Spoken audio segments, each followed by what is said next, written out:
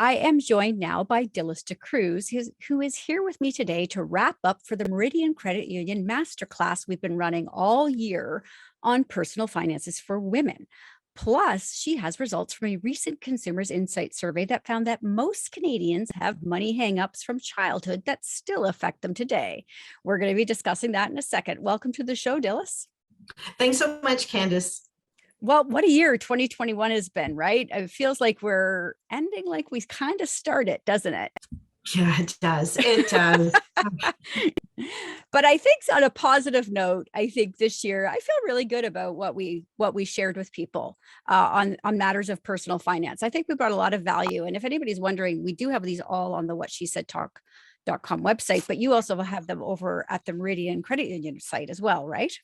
Yeah, we'll be linking to them. And yeah, when we look at the year in review, we started out really excited to launch this masterclass, which is focused on educating women, but encouraging them to take control. And we called it Take Control, Woman. So,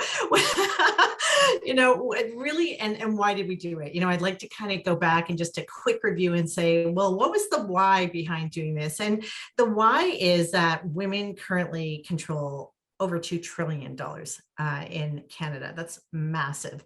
By 2030, they're going to control 60% of the wealth in Canada.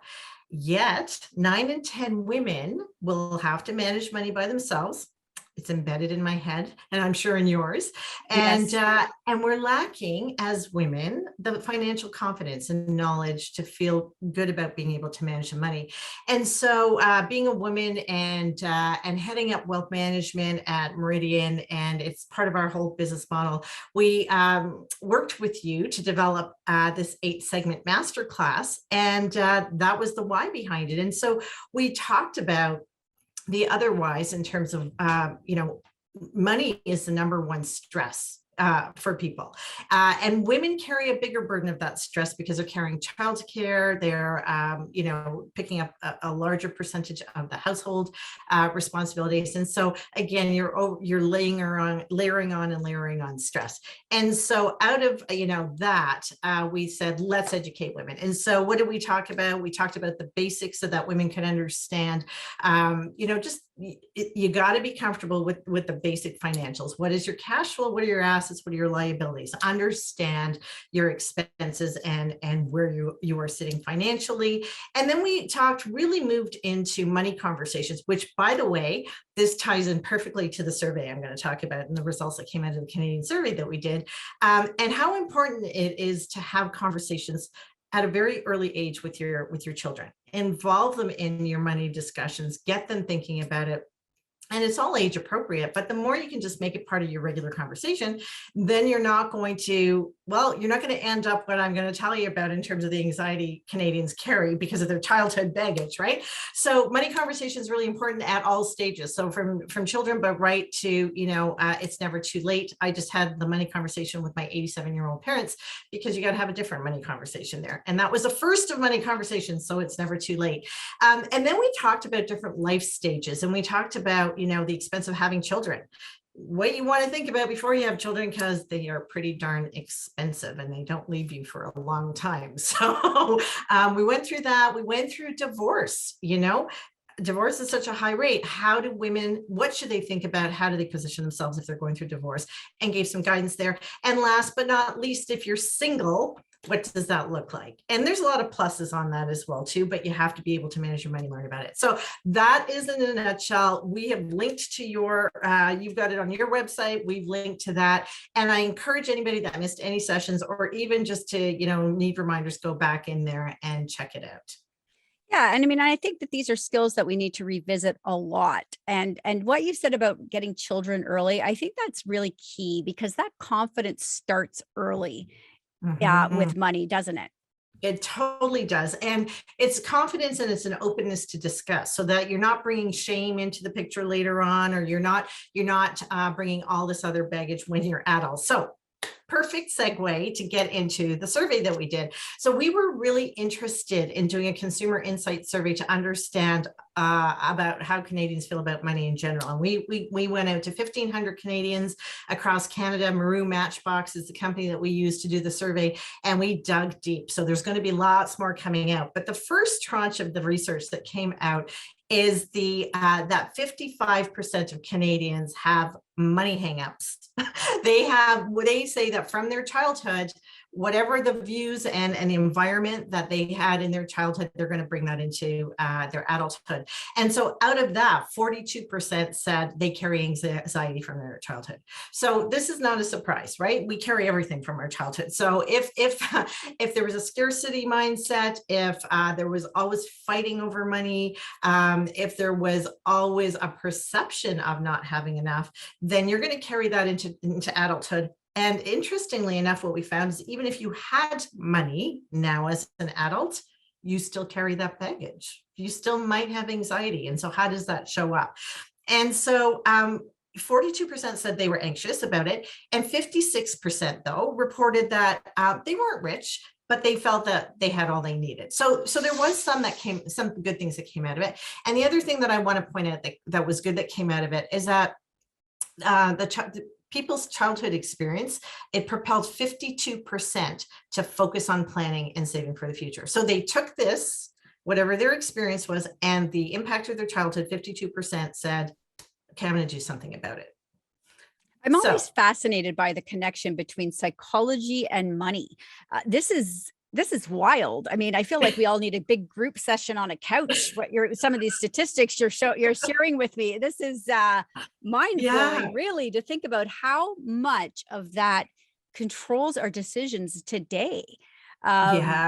I understand in relationships, but wow, with money, it is an intense relationship by the sounds of it. And I've been on YouTube watching stuff, and you see these psychologists actually integrating money conversations into what they talk about. So it's all tied together, right? Emotionally tied together.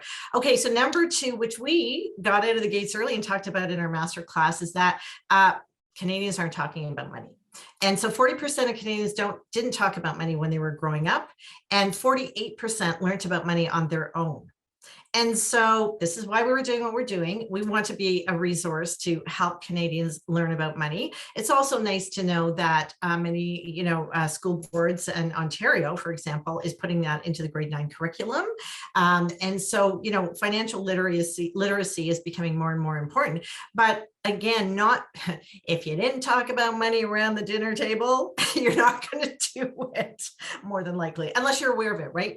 I think when you become aware of things, just like you said, when you're going through therapy or whatever, and you have these self-discoveries, once you bring it to light, you can deal with it. So I think this is really important, to bring it to light, to encourage people to have conversations, and not just with your family, have it with your friends. Your friends can help you too. And again, we're going to talk about advisory part of it as well. And so number 3, what I want to talk about is, this was really interesting.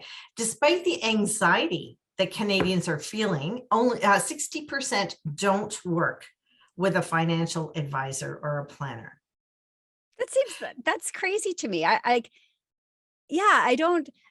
myself I'm on a very intense journey with this myself, but I know enough that I don't know enough. And so reaching out to the professionals is super important to get that expertise on anything to do with finances.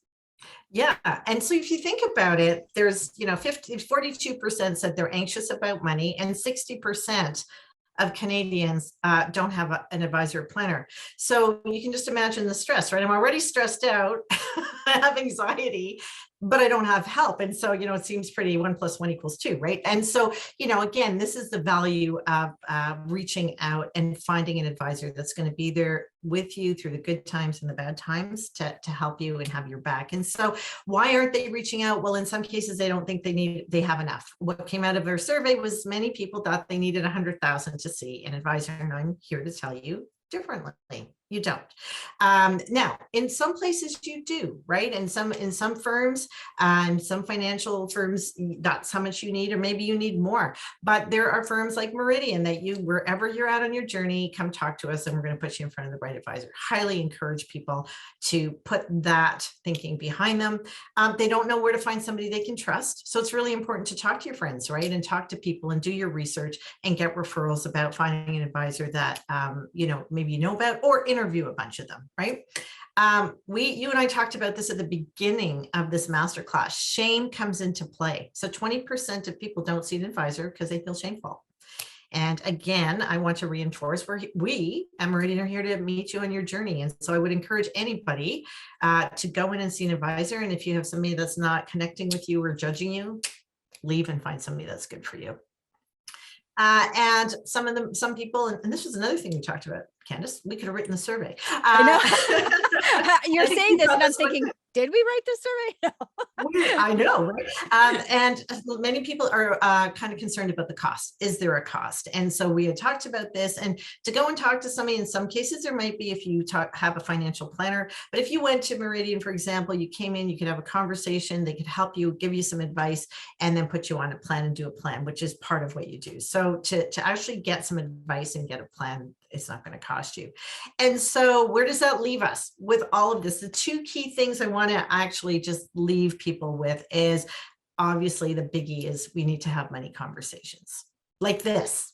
Yes, lots and lots of them. We have to hammer that point home with women in particular. But again, by 2024, $3 trillion, I believe, will be controlled by women in this country, which is a massive amount of money. And look at the divorce rate, right? And look at again, the widow rate and everything else. Yep. And so, when I'm always on this bandwagon, and I come from a family, my dad's family made the Guinness World Book because they're the longest living family in the world. And so there's nine sisters, and they're all in their 90s. And every time they see me do anything like this, they take control. They go, hey, where's all our stuff? And so, that's what I would love people to do, is just start talking, talk to your friends, talk to your family, and just get more informed. Go on our website. The number two piece that's so critical I want to leave people with is, do not feel that you have to do this alone. Right? Yeah. So 60% of Canadians are not getting advice and don't have a planner.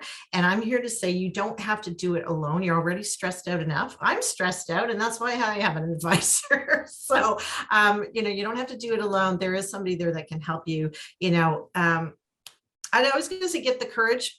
I guess it takes some courage to do it. So get the courage, but also feel confident that there are people that can help you and really take some of that stress away for you.